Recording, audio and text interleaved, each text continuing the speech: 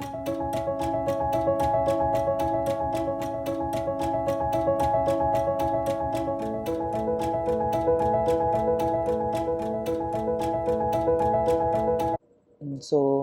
Hello students. तो अब हम इस लेक्चर सीरीज़ के नेक्स्ट पार्ट पे हैं, जो कि है transportation in human beings, right.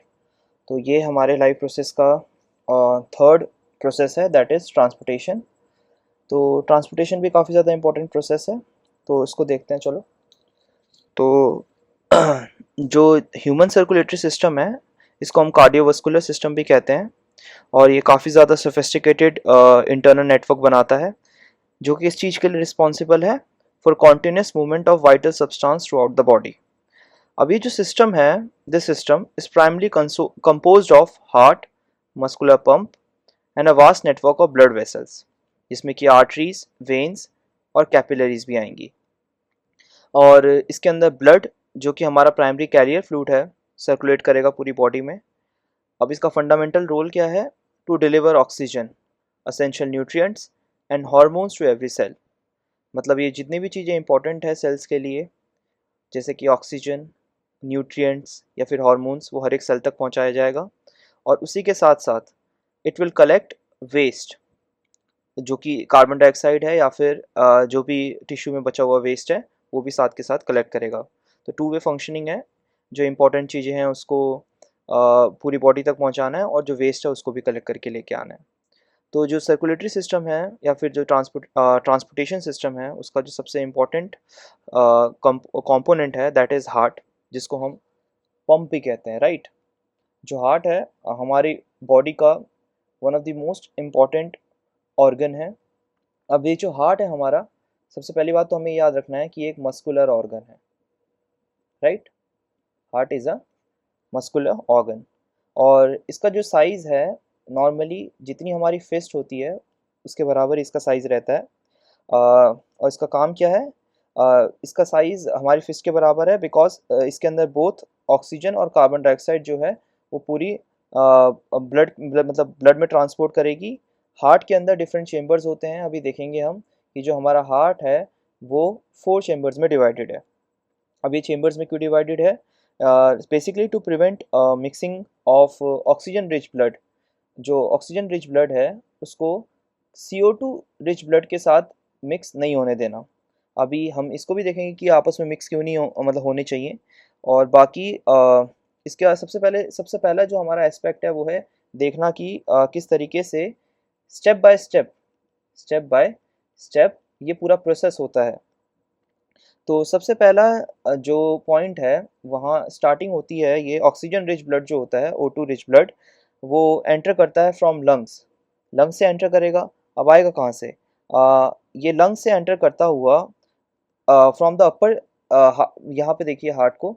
तो यहाँ पर जो हमारा लेफ्ट साइड में जो अपर चेम्बर है, लेफ्ट की तरफ जो अपर चेम्बर है, वहाँ से हार्ट एंटर करता है फ्रॉम पल्मोनरी वेन।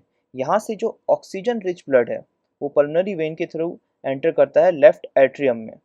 अब ये जो लेफ्ट एट्रियम में यहाँ पर एक वॉल्व बनी हुई है। अब ये वॉल्व क्या करेगी? ब्लड को पुश करेगी from left atrium to left ventricle, right. अब ये लेफ्ट वेंट्रिकल में पुश हुआ। अब लेफ्ट वेंट्रिकल में पुश होने के बाद ये जाएगा ऑर्टिक वॉल्व के थ्रू अओर्टा में। अब अओर्टा क्या करता है? अओर्टा ये जो ब्लड है, ऑक्सीजन रिच ब्लड, इसको ऑर्गन्स और टिश्यूज़ यहाँ पे ट्रांसपोर्ट कर देगा। अब वहाँ पे जो भी नेसेसरी चीज़ें होंगी, जितनी भी नेसेसरी रिएक्शंस होंगी, वहाँ पे ऑक्सीजन की ज़रूरत पड़ती है। तो यहाँ से अओर्टा के थ्रू वो कहाँ पे एंटर करेगा फिर? हमारे ऑर्गन्स में, राइट। अब एक बार ऑर्गन्स में जब ब्लड एंटर हो जाता है तो उसके बाद ऑक्सीजन तो यूटिलाइज हो गया। अब वहाँ पे CO2 ब्लड के अंदर डिफ्यूज हो जाता है, राइट। मतलब ऑक्सीजन जो है वो हीमोग्लोबिन के थ्रू ऑर्गन्स में पहुँच गया, सेल्स में पहुँच गया। उसके बाद जो CO2 होता है वो ब्लड में डिफ्यूज होके वापस हार्ट में एंटर करेगा। अब ये हार्ट में कहाँ से एंटर करता है? ये हमारे हार्ट में एंटर करता है फ्रॉम वेना कावा। ये जो सुपीरियर वेना कावा है, यहाँ से CO2 रिच ब्लड एंटर करता है राइट एट्रियम में। राइट एट्रियम से पुश होता है फिर through this tricuspid valve to right ventricle. Right ventricle में पुश होने के बाद फिर दोबारा से ये पल्मनरी आर्टरी के थ्रू कहाँ पे जाता है वापस, लंग्स में। तो ये जो सिस्टम था मतलब जिसमें कि सबसे पहले लंग्स से जो ऑक्सीजन रिच ब्लड है वो पल्मोनरी वेन के थ्रू लेफ्ट आर्टियम में एट्रियम में एंटर करता है, then from left atrium it enters into left ventricle and from left ventricle aorta के थ्रू पूरी बॉडी में जाता है।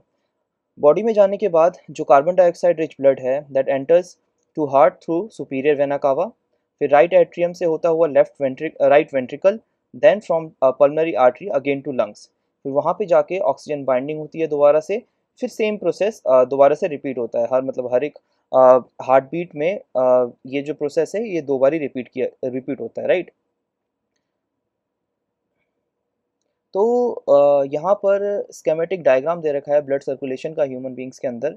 जैसा कि अभी मैंने पीछे एक्सप्लेन किया आपको कि ये जो पल्मोनरी आर्टरी है फ्रॉम लंग्स, अब यहाँ पे देख सकते हैं आप कि पल्मोनरी आर्टरी के through, no not pulmonary artery, तो पल्मोनरी आर्टरी के थ्रू देखिए, हाँ पल्मोनरी आर्टरी के थ्रू देखिए जो ब्लड है वो पहले हार्ट में एंटर कर रहा है, फिर हार्ट से होते हुए अओर्टा के थ्रू बॉडी में जाता है। अबाउट बॉडी में भी देखिए आर्टरीज के थ्रू जो ऑक्सीजन रिच ब्लड है वो अभी हम देखेंगे कि ये ब्लड वेसल्स कौन कौन सी चीज़ कैरी करते हैं। फिर यहाँ पे जो बीच में जंक्शन देख रहे हैं आप वो कैपिलरीज का है। फिर वेन्स में कार्बन डाइऑक्साइड रिच ब्लड है, फिर वो बॉडी से होता हुआ फिर दोबारा से वेना कावा से हार्ट में एंटर करेगा, फिर दोबारा से वो लंग्स में जाएगा, राइट। अब ये जो सिस्टमेटिक है मतलब सिस्टम, इसको डबल सर्कुलेशन भी कहते हैं, इसके बारे में अभी हम देखेंगे। डबल सर्कुलेशन के बारे में सबसे पहली चीज़ जो हमें ध्यान में रखने के लिए ये है कि जो हमारा हार्ट है उसमें हमने देखा कि जो राइट साइड है और जो लेफ्ट साइड है हार्ट का उसको सेपरेट रखा गया है। अब सेपरेशन बहुत ज़्यादा ज़रूरी क्यों है? क्योंकि हमें ऑक्सीजनेटेड और डीऑक्सीजनेटेड ब्लड को मिक्स नहीं होने देना है। मैंने स्टार्टिंग में भी कहा था कि जो हमारा ऑक्सीजन रिच ब्लड है और जो CO2 रिच ब्लड है ये आपस में मिक्स नहीं होना चाहिए। अब ये जो सेपरेशन है ये काफ़ी ज़्यादा एफिशिएंट होती है for supply oxygen to the body. ये उन एनिमल्स में ज़्यादा ज़रूरी होती है जहाँ पे कि हाई एनर्जी डिमांड्स होती हैं, राइट, जैसे कि बर्ड्स और मैमल्स। अभी स्टार्टिंग में ही मैंने बताया था आपको कि जो ह्यूमन हार्ट है वो बेसिकली 4 चेम्बर्ड का है, और बर्ड्स का भी जो हार्ट होता है that is also 4 chambered heart, मतलब यहाँ पे 4 चेम्बर बने होते हैं तो सेपरेट रखने के लिए ऑक्सीजन रिच ब्लड को और डीऑक्सीजनेटेड ब्लड को। अब यहाँ पर ऐसा इसलिए होता है क्योंकि यहाँ पे जो एनर्जी यूटिलाइज की जाती है मैमल्स और बर्ड द्वारा, वो इसलिए यूटिलाइज की जाती है ताकि वो एनर्जी से मेंटेन रख सके खुद का बॉडी टेम्परेचर, क्योंकि जो बर्ड्स और मैमल्स हैं they are warm blooded. Warm blooded का मतलब है कि उनके अंदर जो एनर्जी है उसका इस्तेमाल किया जाता है बाहर के इन्वायरमेंट के हिसाब से अपने बॉडी का टेम्परेचर रेगुलेट करने के लिए। अब अगर ये एनर्जी बाकी एनिमल्स में मान लो नहीं यूज़ हो रही है एनर्जी, तो वहाँ पर बॉडी टेम्परेचर जो है वो किस पे डिपेंड करेगा, जो बाहर का टेम्परेचर है। मतलब वो कौन से टाइप के एनिमल्स हुए, कोल्ड ब्लडेड एनिमल्स। अब ये जो कोल्ड ब्लडेड एनिमल्स होते हैं इनके अंदर एक्स्ट्रा एनर्जी यूज़ नहीं की जाती, मतलब उनको ज़्यादा एनर्जी की नीड नहीं है, क्योंकि जैसा बाहर का टेम्परेचर है वैसे ही अंदर मतलब बॉडी का टेम्परेचर होगा। जैसे कि फॉर एग्जांपल स्नेक जो होता है, स्नेक जो है वो कोल्ड ब्लडेड है, मतलब अगर उसको ठंड लगती है तो वो जाके धूप में बैठ जाएगा, फिर गर्म हो जाएगा दोबारा से, मतलब बाहर का जैसा इन्वायरमेंट है उसी हिसाब से उसका बॉडी टेम्परेचर होगा। जैसे कि एम्फीबियंस भी दे रखा है यहाँ पे एग्जांपल, रेप्टाइल्स भी दे रखा है। अब एम्फीबियंस और रेप्टाइल्स की क्या खासियत है कि उनमें कितने चेंबर का हार्ट होता है, 3 चेंबर का हार्ट होता है। क्यों? क्योंकि मतलब थोड़ा बहुत टॉलरेट कर लेता है वो, कुछ अगर ऑक्सीजनेटेड और डीऑक्सीजनेटेड ब्लड भी आपस में मिक्स हो जाए तो उसको ज़्यादा फर्क नहीं पड़ेगा। फिशेस फिशेस की बात करें तो वहाँ पे सिर्फ उनके पास 2 चेंबर का हार्ट है, राइट। और ब्लड जो है बेसिकली होता क्या है, ब्लड जाएगा गिल्स में और गिल से एक बार उसमें ऑक्सीजन पहुँचेगा और उसके बाद डायरेक्टली कहाँ पास करेगा, वो पूरी बॉडी में। और इसका हमने स्केमेटिक डायग्राम अभी ऊपर देखा। ये जो स्केमेटिक डायग्राम है this is basically circulation of blood. अब यहाँ पे देख रहे हैं आप कि जैसे पल्मोनरी वेन से ऑक्सीजनेटेड ब्लड पहले लेफ्ट एट्रियम में, देन राइट वेंट्रिकल से अओर्टा से होता हुआ वो जाता है बॉडी ऑर्गन्स में, और बॉडी ऑर्गन से फिर वेना कावा के थ्रू जो डीऑक्सीजनेटेड ब्लड है वो रिटर्न करता है राइट एट्रियम में, फिर राइट एट्रियम से दोबारा पल्मोनरी आर्टरी के थ्रू डीऑक्सीजनेटेड ब्लड जाता है लंग्स में वहाँ पे ऑक्सीजनेटेड होने के लिए, ठीक है। अब आगे देखते हैं। तो मैंने कहा था डबल सर्कुलेशन की बात करेंगे, तो डबल सर्कुलेशन काफ़ी ज़्यादा इंपॉर्टेंट है। ये क्वेश्चन बार बार बोर्ड एग्जाम में आया हुआ है कि डबल सर्कुलेशन क्या होता है, what do you mean by double circulation, और ह्यूमन बींग्स में डबल सर्कुलेशन किसे कहते हैं।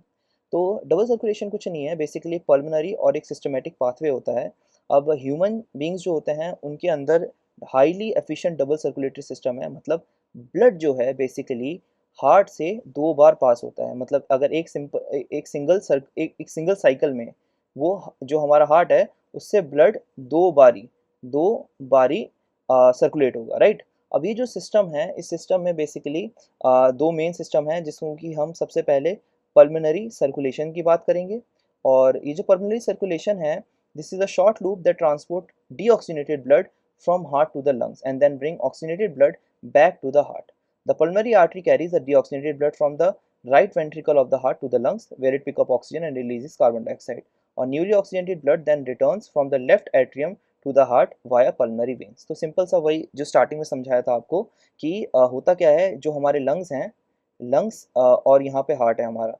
तो जो हार्ट से पल्मोनरी आर्टरी है हमारी, पल्मोनरी आर्टरी पीए, पल्मोनरी आर्टरी, ये डीऑक्सीजनेटेड ब्लड जिसमें कि CO2 होता है वो लंग्स तक पहुंचाएगा।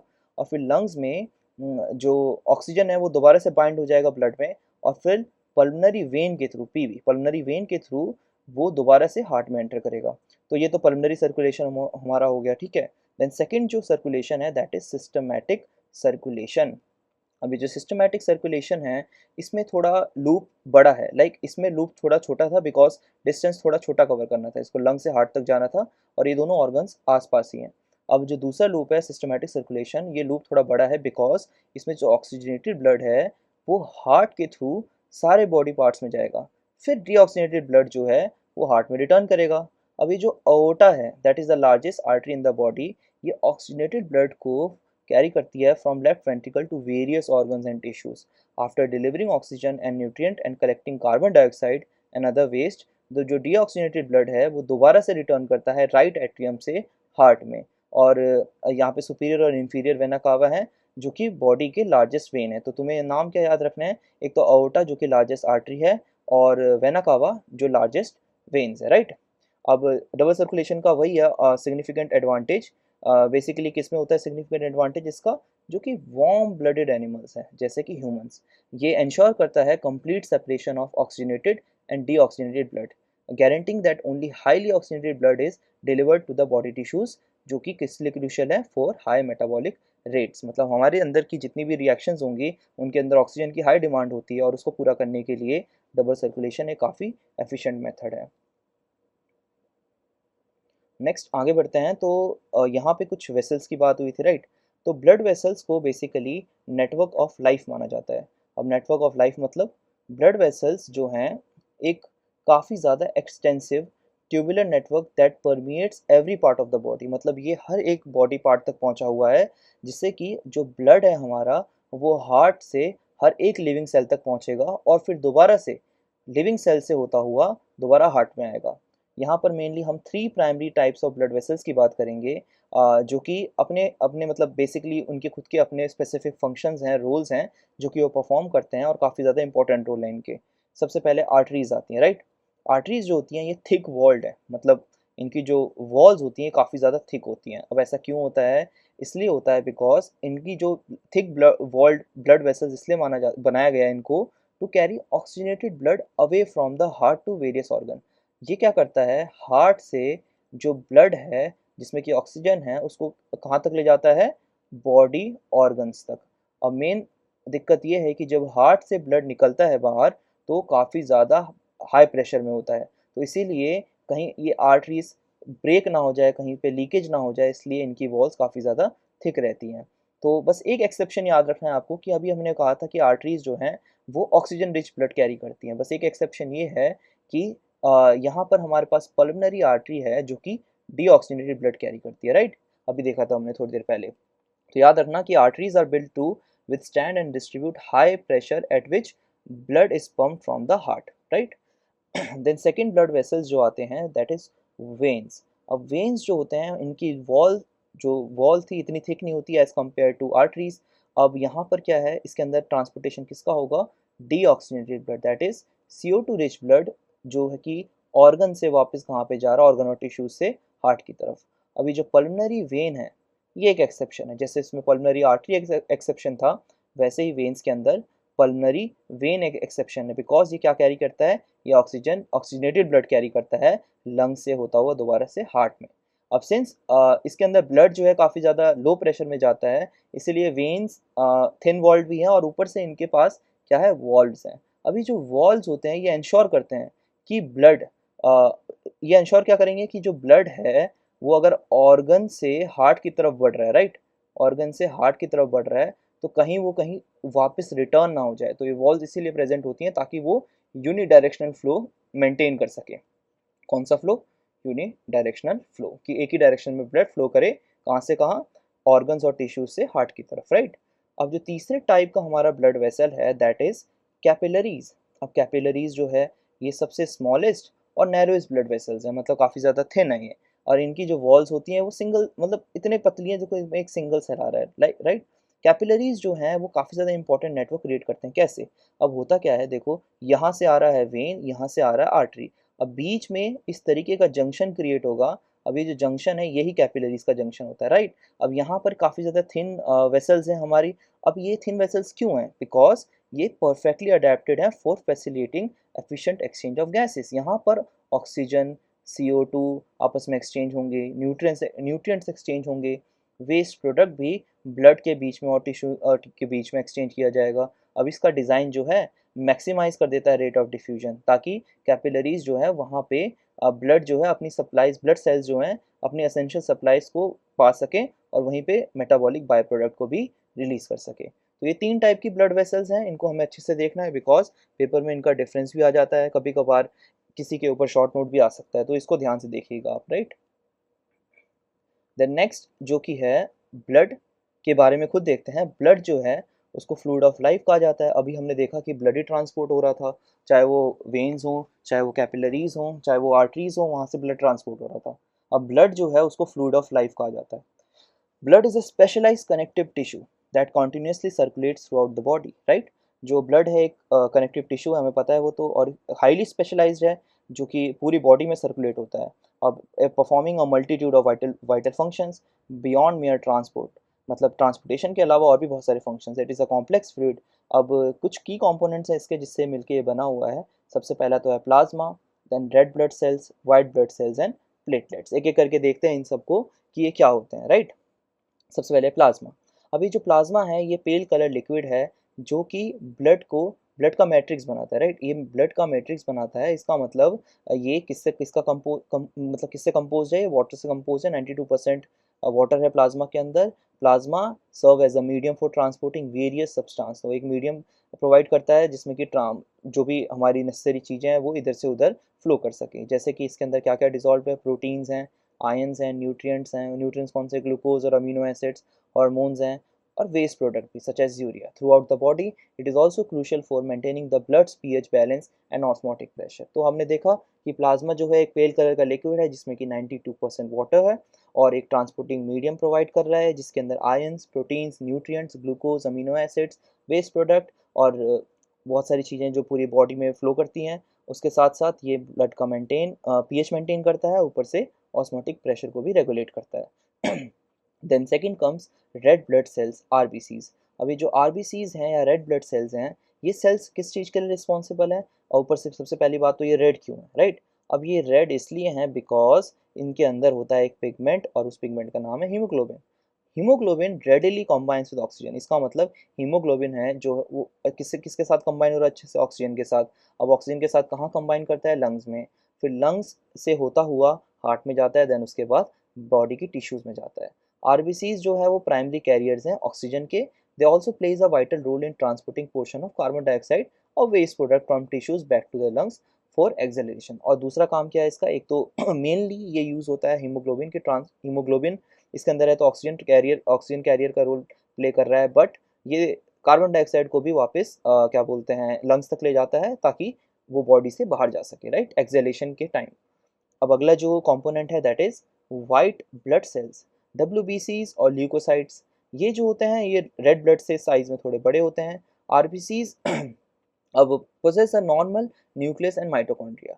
White blood cells are crucial part of immune system. अब ये इम्यून सिस्टम का काफ़ी ज़्यादा इंपॉर्टेंट पार्ट है, ठीक है। और बॉडी के डिफेंस मैकेनिज्म का भी सबसे इंपॉर्टेंट पार्ट यही है।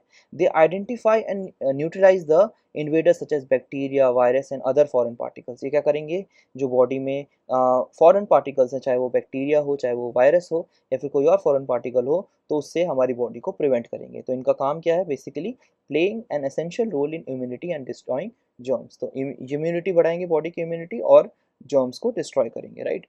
अब हमारे पास नेक्स्ट है platelets or thrombocytes, right? These are small irregular cell fragments that are vital for blood coagulation. अब इनका सबसे ज़्यादा इंपॉर्टेंट रोल क्या रहता है, क्लॉटिंग का।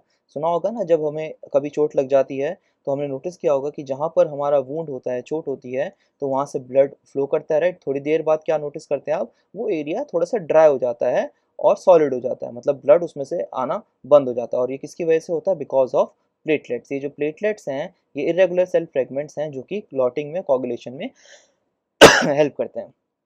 अब जब कोई ब्लड वेसल डैमेज हो जाए तो platelets are attracted to the injury site, मतलब जहाँ पे इंजरी होगी वहाँ पे पहुँच जाएंगे, और they form a sticky plug. They also release signals that initiate cascade of reaction leading to the formation of fibrin mesh that reinforces the platelet plug creating a clot. अब ये जो प्रोसेस है, इसमें क्या हुआ, जहाँ पे चोट लगी पहले वहाँ तक उन्हें, मतलब वहाँ पे ये सबसे पहले पहुँच गए, उन्होंने एक प्लग बनाया, मतलब बेसिकली उस एरिया को बंद किया और वहाँ से सिग्नल भेजे कि भाई फटाफट से यहाँ पर एक लेयर बना दो ताकि फर्दर ब्लड बाहर ना निकले। तो एक क्लॉट बना दिया। दिस डिफेंस मैकेनिज्म एसेंशियल, ताकि एक्सेसिव ब्लड जो है वो लॉस ना हो in case of an injury. तो ये जो चार कंपोनेंट्स थे हमारे ब्लड के, प्लाज्मा, आरबीसीज, डब्ल्यूबीसीज और प्लेटलेट, से काफ़ी ज़्यादा इंपॉर्टेंट है, राइट। अब आगे बढ़ते हैं। ब्लड, अब जब हमने देखा सर्कुलेटरी सिस्टम, तो सर्कुलेटरी सिस्टम जो हमारा है, उसके अंदर हमने ब्लड के बारे में देखा। ब्लड फ्लो कर रहा है, राइट, पूरी बॉडी में। अब ब्लड के अलावा, सर्कुलेटरी सिस्टम के अलावा, एक और सिस्टम हमारी बॉडी में प्रेजेंट होता है, जिसको हम कहते हैं द लिम्फेटिक सिस्टम। अब ये जो लिम्फोटिक सिस्टम है, ये मतलब सर्कुलेटरी सिस्टम के कुछ अलग फंक्शनिंग करता है, जैसे कि beyond the circulatory system human body possesses another vital transport network, जिसको लिम्फेटिक सिस्टम बोला जाता है। ये जो सिस्टम है works in close conjunction with the circulatory system, playing a crucial role in fluid balance. इसका देखो पहला फंक्शन यही है कि फ्लूइड बैलेंस, दूसरा फैट अब्जॉर्प्शन, और इम्यून डिफेंस। यहाँ पे तीनों फंक्शन हमने इसके पहले ही बता दिए हैं, अभी देखते हैं आगे। सबसे पहले क्या लिख रखा है हमने इसके बारे में, कि component and role in transportation and immunity. तो लिम्फेटिक सिस्टम जो है बेसिकली वो लिम्फ कैपिलरीज का एक सिस्टम है। अब लिम्फ वेसल्स भी है इनमें, लिम्फ नोड्स हैं और लिम्फ ग्लैंड्स हैं। lymph itself is a fluid similar to blood plasma but notably lack red blood cells। तो एक चीज़ तो क्लियर है, इसका मतलब इसका कलर जो है वो रेड नहीं होने वाला है। इसका जो कलर है वो किससे मैच करेगा, प्लाज्मा से। प्लाज्मा का कलर कैसा था, पेल था, हल्का सा पेल येलो टाइप का। तो ये जो है बनता कहाँ पर है, it is form from the tissue fluid that leaks out of the blood capillaries into the intercellular spaces carrying nutrients to cell and collecting waste product. Simple है, इसका मतलब ये है, जैसे कि यहाँ पे बोला गया हमारे पास ब्लड कैपिलरीज थी, कैपिलरीज ये सिस्टम जो होता है बहुत सारा, अब यहाँ से जो एक्स्ट्रा फ्लूइड है वो बाहर जाता है, और जो हमारे टिश्यूज़ हैं या इंटरसेलुलर स्पेसेस हैं, मतलब जहाँ पे भी बीच में खाली जगह मिल जाए वहाँ पे जाके उसको फिल कर देता है स्पेस को। तो वहीं पे मतलब लिम्फ स्टोर हो जाते हैं। तो ये जो लिम्फेटिक सिस्टम है serve as a crucial drainage and defence mechanism complementing the circulatory system in several ways. तो ये मतलब बेसिकली हेल्प करेगा सर्कुलेटरी सिस्टम की ड्रेनेज प्रोवाइड करके और डिफेंस मैकेनिज्म प्रोवाइड करके।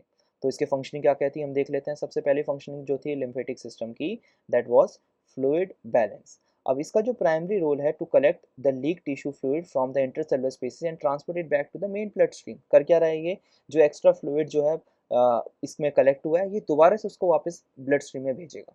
अब इसकी वजह से क्या हुआ, जो फ्लूइड एक्यूमुलेशन है टिश्यूज में, एडेमा जो डिजीज है वो नहीं होती है। lymphatic capillaries absorb this fluid which then flows through larger lymph vessels that eventually open into major veins near the heart. lymph flows in only one direction from the tissues toward the heart। एक चीज़ और देखिए यहाँ पे क्या लिखा है, कि जो lymphatic capillaries हैं इस फ्लूइड को absorb करेंगी, उसके बाद ये जो फ्लूइड हैं ये lymph vessels के थ्रू दोबारा से वेन्स में जाएंगे, और वेन्स क्या करेंगे, ये दोबारा फिर हार्ट की तरफ दौड़ जाएंगे, मतलब जो एक्स्ट्रा फ्लूइड था वो दोबारा हार्ट की तरफ जाएगा, राइट। सबसे पहले तो fluid balance, then second comes immune defence.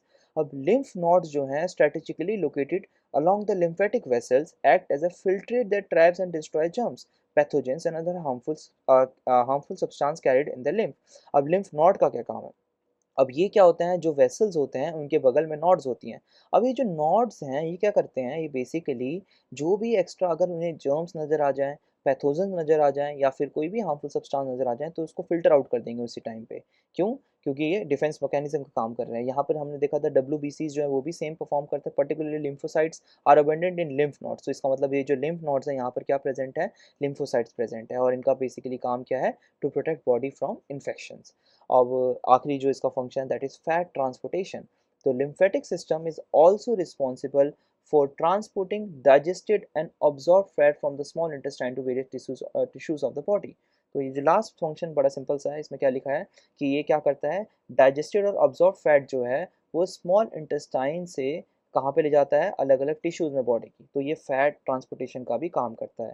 तो लिम्फ सिस्टम या लिम्फेटिक सिस्टम में हमने क्या क्या देखा, सबसे पहले तो ये फ्लूइड बैलेंस का काम करता है, इम्यून डिफेंस का काम करता है और फैट ट्रांसपोर्टेशन का। तो ये भी काफ़ी ज़्यादा इंपॉर्टेंट पार्ट था हमारे ट्रांसपोर्टेशन सिस्टम का।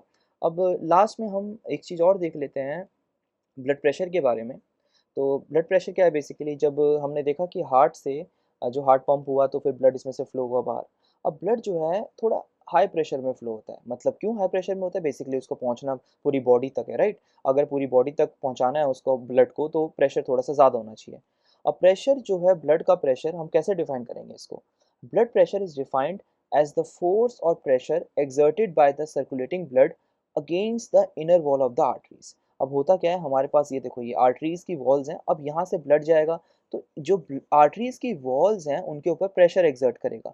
तो इसी प्रेशर को हम ब्लड प्रेशर कहते हैं।